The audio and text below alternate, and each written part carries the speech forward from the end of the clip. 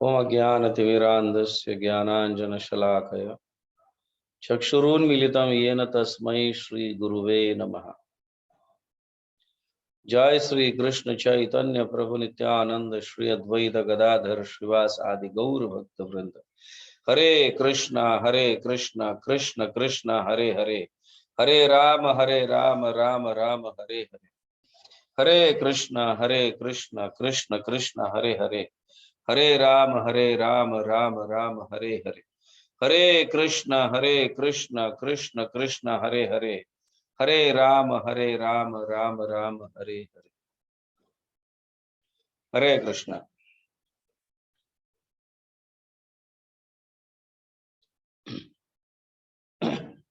सभी भक्तों का स्वागत है आज के जपा टॉक में। तो यहाँ कहा गया है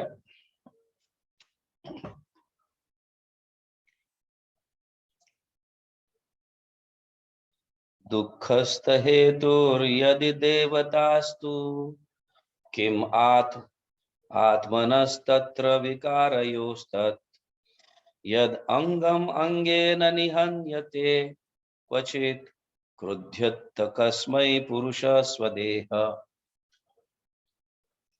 तो यह अवंती ब्राह्मण का एक गीत का एक भाग है। तो यहाँ पे वे कहना चाहते हैं यदि अगर हम ये समझे कि देवी देवताएं हमारे दुख का कारण है, जैसे कि हम पहले सुन चुके हैं, पढ़ चुके हैं या कह चुके हैं कि हमारे अंग के मतलब शरीर के जितने भी अंग है, जैसे आंखें है, नाक है, जीवा है, चेहरा है, या हाथ पैर है, उदर है, ये सब कुछ शरीर का प्रत्येक अंग का भाग जो है ये देवी देवताओं के नियंत्रण में है। देवी देवता नियंत्रित करते हैं। आंखों किसी के हद में है, जिह्वा किसी के हद में है, या चेहरा किसी के हद में है, या कान किसी के हद में है, हाथ पैर उदर, क्योंकि 33 कोटि देवता है। हर एक देवता अंग के किसी न किसी भाग को नियंत्रित करते हैं। तो यहाँ अगर देवताओं के कारण हम कभी दुखी कभी सुखी रहते हैं, अगर ये समझ है, मोस्टली तो यहाँ पे कहा गया है, श्रील विश्वनाथ चक्रवर्ती ठाकुर कहते हैं actually the demigods play the major role in human beings happiness and distress. मतलब मेजर रोल, ज्यादातर देवताओं का रोल है। बट सपोज यहाँ पे कि किस कारण ये होता है, ये भी कहा गया। श्रील विश्वनाथ चक्रवर्ती ठाकुर बताते हैं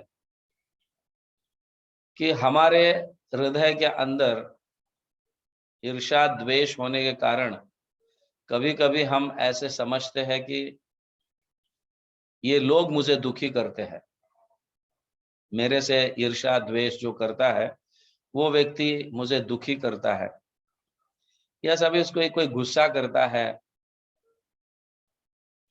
तो हम उसको रिएक्ट करते हैं, या कोई गलत करता है, what ever, in what ever sense जो है, कोई गलत करता है तो हम उसको कभी कभी थप्पड़ मार देते हैं।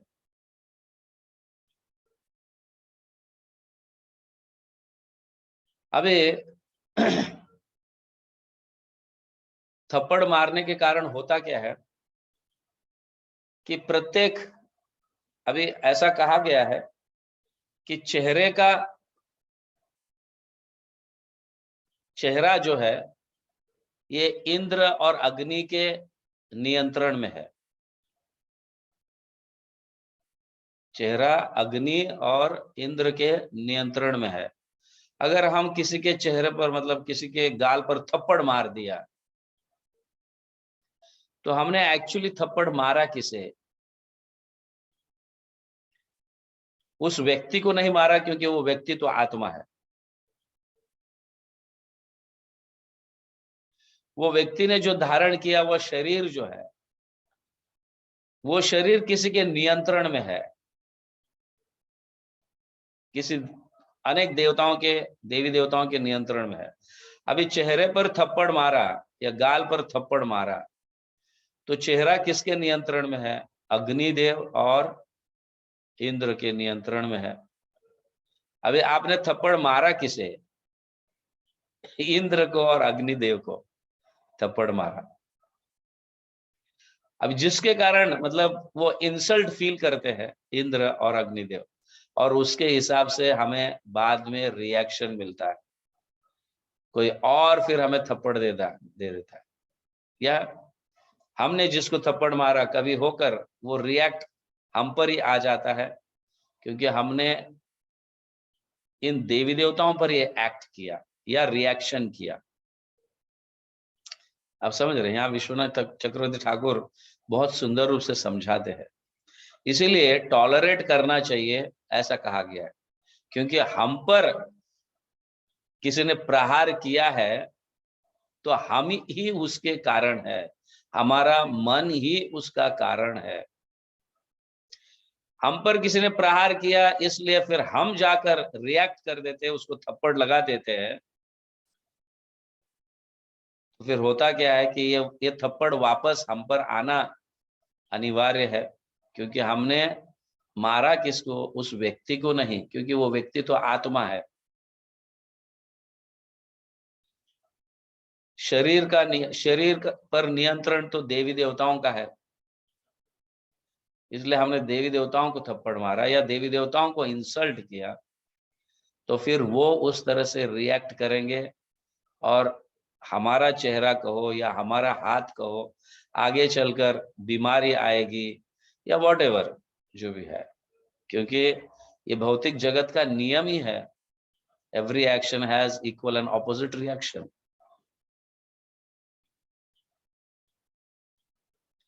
तो ये इस तरह से श्रील विश्वनाथ चक्रवर्ती ठाकुर आगे समझाते हैं, और भगवान इसमें दखल नहीं देते कि अगर हम किसी के प्रति ईर्ष्या द्वेष कर कुछ झगड़ा करते हैं, मारा मारी करते हैं, पीटते हैं, तो भगवान इसमें दखल नहीं देते, क्योंकि भगवान जो है या हम आत्माएं जो है भगवान के अंश है। हाँ, भगवान के अंश है। जैसे हमारा शरीर का अंश आंखें है, हमारे शरीर का अंश कान है, हमारे शरीर का अंश नाक है, जीवा है, हाँ, सर है, पैर है, हाथ है, ये शरीर का अंश है। ठीक उसी तरह से हम सभी भगवान के अंश है। भगवान को अगर पूर्ण शरीर के रूप में देखा जाए तो हम भगवान के अंश है। भगवान इसलिए दखल नहीं देते दो व्यक्तियों के झगड़े के बीच में या दो व्यक्तियों के मारपीट के बीच में, क्योंकि वो भगवान का ही अंश है। अभी सपोज मैंने ये हाथ लेकर अपने गाल पर थप्पड़ मारा, तो ये हाथ गाल पर थप्पड़ क्यों मारा? इसलिए अगर हाथ के ऊपर प्रहार किया जाए, शरीर का दूसरा भाग, तो अपने ही शरीर को हम मार रहे हैं ना, because the owner of the whole body is self. हम अपने शरीर के ओनर है, मालिक है। तो मेरा ये अंग किसी और अंग को मारा, तो क्या अब ये अंग इसको मारने का प्रयास करेगा? करेगा भी। तो किसको मार रहा है? हम ही, शरीर का ओनर ही दुखी हो रहा है। इसी तरह से जैसे हमने इस गाल पर थप्पड़ मारा, तो गाल इस हाथ को नहीं मारेगा, क्योंकि हम शरीर के ओनर है, हम शरीर के मालिक है। ठीक उसी तरह से, क्योंकि ऑफ कोर्स ये अंग अपना ही है, उसी तरह से हम भगवान के अंश होने के कारण भगवान बीच में दखल नहीं देते हैं, क्योंकि ठीक उसी तरह से कि एक अंग दूसरे अंग को मारता है और दूसरा अंग वापस उस अंग को मारता है, तो आपस में एक अंग दूसरे अंग से झगड़ा करना मतलब ओनर को ही तकलीफ पहुंचना है, शरीर के मालिक को ही तकलीफ पहुंचना है। इसी तरह से भगवान बीच में दखल नहीं देते, क्योंकि हम सब भगवान के अंश है, भगवान के अंग। We are part and parcel. अब समझ रहे हैं? तो जो व्यक्ति इस ज्ञान को प्राप्त कर चुका है, जो व्यक्ति इस ज्ञान को प्राप्त कर चुका है, वो प्रहार नहीं करना चाहिए, क्योंकि हमें जो व्यक्ति प्रहार किया या हमें जो व्यक्ति ने कुछ अनब शनब बोला है, तो वो हमारे रिएक्शंस है जो हम पूर्व कर्म किए हुए, जिसके पूर्व कर्म हमने किए उसके रिएक्शंस अभी आ रहे हैं। Is it clear? इसीलिए ये गुण जो है बहुत जरूरी है, विनम्रता कहो, टॉलरेंस कहो, हाँ, ये गुण बहुत जरूरी है एक वैष्णव के लिए। अगर भक्ति करना है तो ये गुण बहुत जरूरी है, क्योंकि ये गुणों के माध्यम से हम समझ पाते हैं कि जो मुझ पर प्रहार हो रहा है या जो व्यक्ति मुझ पर गलत कह रहा है या इल्जाम डाल रहा है, तो मेरे ही किए हुए कर्मों का फल है। और ज्ञानी व्यक्ति अगर उसके ऊपर रिएक्ट करने लगा, तो फिर भगवान संतुष्ट नहीं होंगे। इसका कारण है क्योंकि ऐसा है कि एक अंग दूसरे अंग से लड़ रहा है, एक हाथ दूसरे हाथ से, अपने ही शरीर के दूसरे अंग से लड़ रहा है, या दोनों अंग एक दूसरे से लड़ रहे हैं, तो हानि तो पहुंचेगी मालिक को ही, जो उस शरीर को प्राप्त किया है या उन अंगों को प्राप्त किया है। इसलिए जब दो व्यक्ति एक दूसरे से लड़ते हैं, फिर वो शारीरिक स्तर पर कहो, समाज के स्तर पर कहो, हाँ, तो हम कहते हैं क्या भगवान इससे संतुष्ट है? क्योंकि हम सब जीवात्मा हैं और भगवान के अंश है।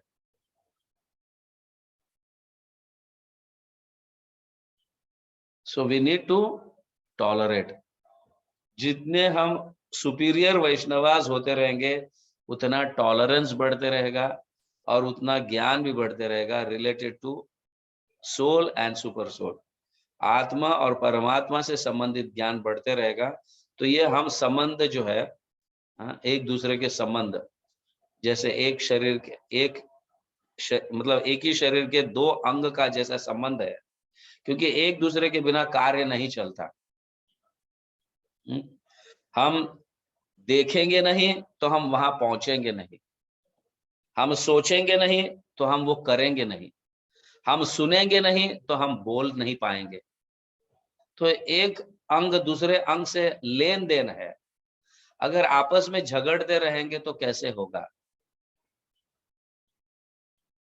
ठीक उसी तरह से भगवान के सारे जीवात्मा भगवान के अंश होने के कारण एक आत्मा दूसरे आत्मा से लड़ता है, झगड़ता है, मारपीट करता है, तो एक अंग दूसरे अंग से लड़ने के समान है।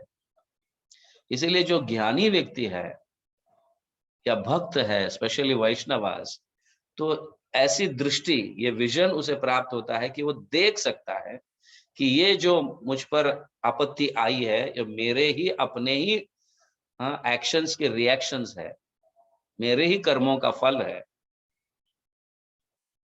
और मैं अगर वापस प्रहार करूंगा तो ये फल वापस कभी प्राप्त होना ही है। इसीलिए वो टॉलरेट करता है ये समझकर। जैसे उदाहरण के लिए हम हरिदास ठाकुर के एपिसोड में दे सकते हैं, उनके लीलाओं के माध्यम से हम इसे समझ सकते हैं। जब हरिदास ठाकुर को 22 बाजारों में कोड़ों से पिटाया जा रहा था या पीट रहे थे लोग, तो उस समय हरिदास ठाकुर ये कहते हैं, प्रभु इन्हें माफ कर दो, इनकी कोई गलती नहीं है, हाँ, ये मेरे ही कर्मों का मैं फल भोग रहा हूं। अब समझ रहे हैं? तो तब भगवान हमारी सहायता के लिए दौड़ते हैं। अगर एक दूसरे से मारपीट करने लगे तो भगवान बीच में कुछ नहीं कर सकते। इसलिए वैष्णव का एक गुण है टॉलरेंस। हाँ, प्रणादपि सुनिचेन तरोरिव सहिष्णुना अमान्यन मानदेन कीर्तनीय सदाहरि। हम टॉलरेट करते रहेंगे और माफ करते रहेंगे तो भगवान का नाम और भी शुद्ध भाव से लेने की इच्छा होगी, ऐसा कहना है। तो यहाँ पे आगे कहा गया है आत्म यदि स्यात सुख दुख हेतु। ओके, चलो, कभी हमने देखा है कि इंद्रियां हमारे दुख और सुख का कारण है, कोई व्यक्ति हमारे सुख और दुख का कारण है, देवता हमारे सुख का दुख का कारण है। अगर सपोज ये समझे आत्मा भी हम हमारे अपने सुख और दुख का कारण है, लेकिन आत्मा तो आध्यात्मिक है। अगर आत्मा के लिए अगर हम ये सोचते हैं कि आत्मा सुख और दुख का कारण है, ये समझते हैं, तो ये इल्यूजन है, ये माया है। बाकी व्यक्ति किसी के सुख और दुख का कारण हो सकता है, कोई और जीवात्मा सुख और दुख का कारण हो सकता है, हाँ, देवी देवता सुख और दुख का कारण हो सकता है, काल सुख और दुख का कारण हो सकता है, लेकिन आत्मा कभी नहीं। क्योंकि आत्मा इस भौतिक द्वंद से परे है, उसे लागू नहीं होता है। जो भी है सूक्ष्म शरीर के माध्यम से, हाँ, ये महसूस होता है या इसका अनुभव होता है कि मैं सुखी हूं, मैं दुखी हूं। सूक्ष्म शरीर मन, बुद्धि, अहंकार से बना है। आत्मा के लिए सुख और दुख कभी नहीं, क्योंकि आत्मा हर हमेशा सच्चित आनंद है, सच्चित आनंद। इसलिए दुख का स्पर्श आत्मा को नहीं होता, लेकिन सूक्ष्म शरीर होने के कारण जो है हम ये समझ बैठते हैं बुद्धि के अनुसार, क्योंकि सूक्ष्म शरीर में मन, बुद्धि, अहंकार आता है। अहंकार वश होकर हम ये समझने लगते हैं, बुद्धि से कारण ये समझने लगते हैं कि मुझे तकलीफ हो रहा है, और ये मन एक्चुअली कारण है। इस तरह से अवंती ब्राह्मण समझाते हैं। तो मन पर नियंत्रित करना बहुत जरूरी है। अभी कभी कभी ये कह सकते हैं, प्रभु जी आप तो कह रहे हो कि सारे शरीर के अंग जो है देवी देवता नियंत्रित करते हैं, तो मन कैसे नियंत्रित कर रहे हैं, जिसके कारण हम सुख और दुख का अनुभव कर रहे हैं।